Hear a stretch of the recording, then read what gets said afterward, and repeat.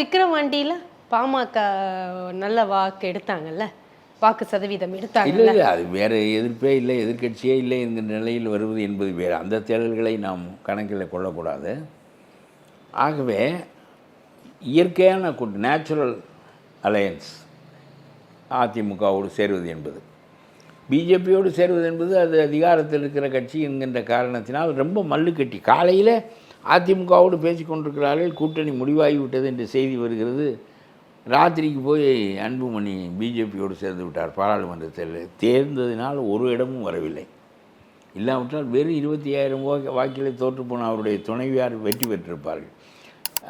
சிறுபான்மை வாக்குகள் வராது தான் காரணம். அதிமுகவோடு இருந்திருந்தால் சிறுபான்மை வாக்குகள் வந்திருக்கும். பிஜேபிக்கு தானே அவன் போட மாட்டான், பிஜேபியோட சேர்ந்தால் போட மாட்டான்.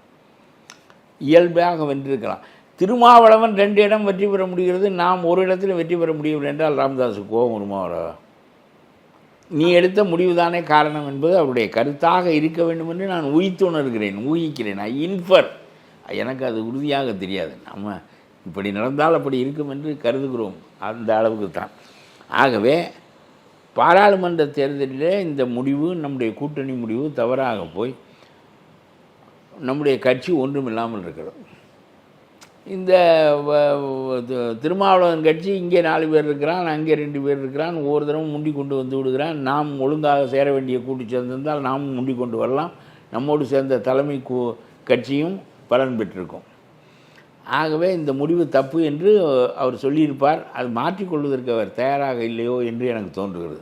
அதனாலே தான் இவ்வளவு கோபமாக நான் தான் தலைவராக இருப்பேன் என்று அவர் அறிவித்ததற்கு காரணம், ஒரு அந்த பார்வை, அரசியல் பார்வை, political view is different between father and son என்று தான், இஸ் கான்ட்ரரி டு என்று தான் எனக்கு படுகிறது.